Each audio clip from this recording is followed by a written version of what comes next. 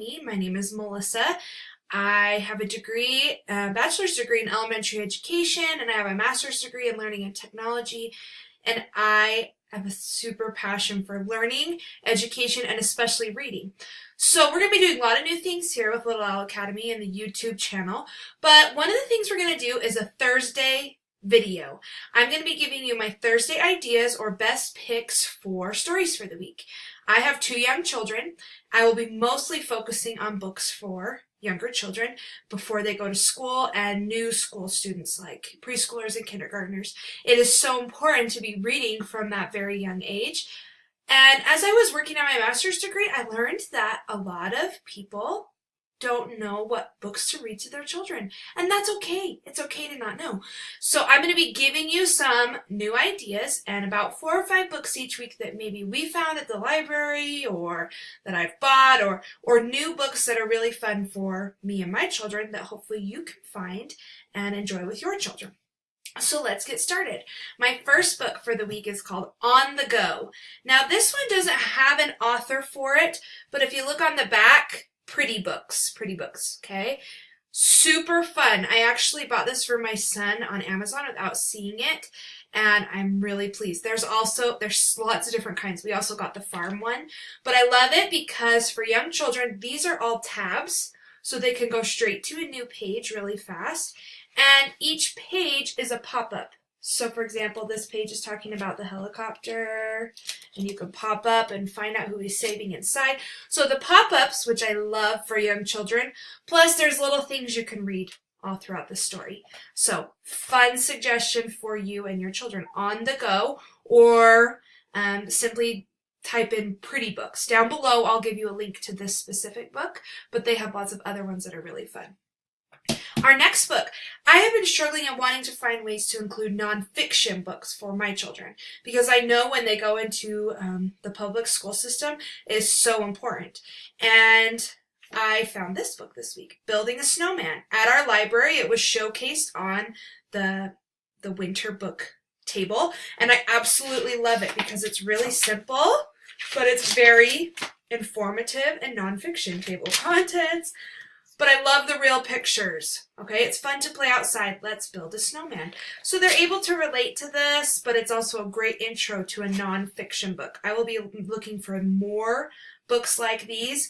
Winter Fun, Building a Snowman by Jasper Bix, okay? Another fun find this week, Say Hello by Linda Davik. And I absolutely love this book. My son just started preschool, and we've been talking about making friends and how you can say hi to someone who maybe looks like they don't have a friend. And this book is really fun. Again, this is another find we just found at the library. It shows you all different ways. You can say hello with a shake. So by shaking your hands, you can say hello with a smile, and it shows everybody smiling. Okay, so it just shows different ways that you can say hello. And I think this is great for social interaction and teaching children how to say hello to a new friend. 2 more choices this week that we found at our library hunt. Goldilocks and the 3 Bears, a classic story, but this was really fun. It says it's my first fairy tales, and this one is by Amara Alperin.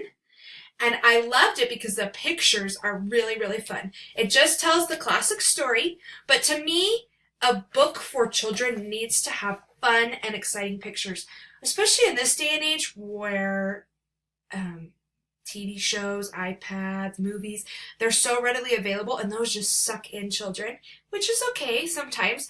But I think that books have to have a good story, good pictures, because if they don't have good pictures, it's not going to draw them in. So I love this. It just tells the classic story with really, really fun pictures.